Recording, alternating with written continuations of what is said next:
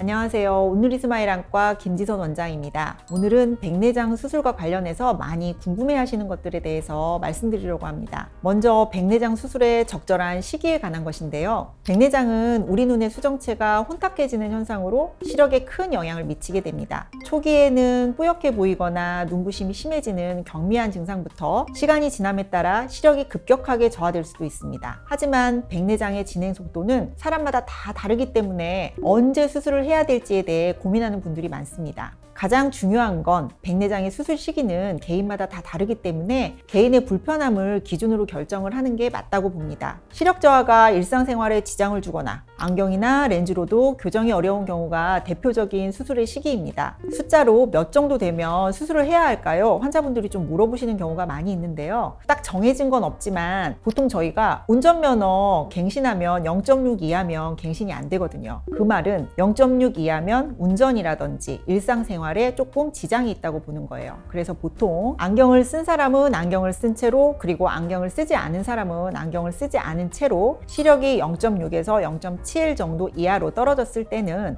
수술을 고려하는 것이 맞을 것 같습니다. 그리고 수술의 시기는 보통 55세에서 65세 정도면 거의 백내장이 다 있다고 보거든요. 이 정도 연령에 아까 말씀드린 그러한 불편한 증상이 있다. 그러면 일단은 안과를 방문하셔서 백내장의 유무와 백내장 정도를 보고 수술의 시기를 결정하시는 것이 좋습니다. 백내장 수술은 너무 빨리 하는 것도, 그리고 너무 늦게 하는 것도 좋지 않은데요. 빨리 하면 백내장을 한 이점을 환자분들이 느끼실 수가 없고, 너무 늦게 하시게 되면 백내장으로 인해서 여러 가지 부작용이 생길 수도 있고, 백내장 수술이 힘들어지면 아무래도 환자분도 회복이 느려지고, 그 다음에 수술 중에도 여러 가지 사고가 생길 수 있기 때문에 너무 늦게 하시는 것은 권하지 않습니다. 백내장은 주로 나이가 들면서 발생하지만 유전적인 요인도 있기 때문에 정기적인 안과 검진을 통해 적절한 시기에 수술을 받는 것이 좋습니다. 다음으로 백내장 수술을 받으러 오시는 분들을 상담하다 보면 수술 후 빗번짐 현상에 대해 많이 궁금해 하시는데요. 빗번짐은 모든 환자분들에게 나타나는 건 아니지만 대부분 수술을 하면 따라오는 부분이고, 나타난다고 하더라도 대부분 시간이 가면 좋아지기도 하고 적응이 되는 현상이기 때문에 너무 큰 걱정은 안 하셔도 될 것 같습니다. 빗번짐 현상은 주로 야간 운전 중에 헤드라이트를 본다든지 아니면 가로등이 번져 보이거나 밝은 빛을 볼 때 두드러지게 나타나지만, 많은 경우 시간이 지나가면서 뇌가 적응하여 불편함이 줄어들게 됩니다. 이러한 빗번짐에 영향을 미치는 중요한 요인 중에 하나는 인공수정체의 종류입니다. 백내장 수술이라고 하는 건 혼탁해진 수정체를 제거한 후 그 자리에 새로운 인공수정체를 삽입하는 경우인데요. 이 수정체의 종류에 따라 빛이 들어오는 방식이 달라질 수 있습니다. 아직까지 크게 수정체의 종류는 단초점 인공수정체와 다초점 인공수정체로 나눌 수 있는데요. 단초점 인공수정체는 주로 한 가지 초점에 맞추어져 있어서 빛이 한 곳으로 정확하게 모이기 때문에 빗번짐이 발생할 가능성이 상대적으로 적습니다. 다만 한 초점만 맞출 수 있기 때문에 원거리에 맞춰서 수술을 한다고 하면 가까운 거리는 돋보기를 쓰셔야 하고, 근거리에 맞춰서 수술을 한다고 하면 원거리는 안경을 쓰셔야 합니다. 그래서 야간 운전이 잦거나 빗번짐을 최소화하고 싶은 분들에게는 단초점 인공수정체가 적합할 수 있습니다. 반면 다초점 인공수정체는 근거리와 원거리를 동시에 교정할 수 있어 일상생활에서 안경을 쓰지 않고 생활할 수 있기 때문에 굉장히 편리합니다. 그러나 다초점 인공수정체는 여러 초점으로 빛을 나누어 처리하기 때문에 밤이나 어두운 곳에서 빗번짐, 눈부심이 상대적으로 더 발생할 수 있습니다.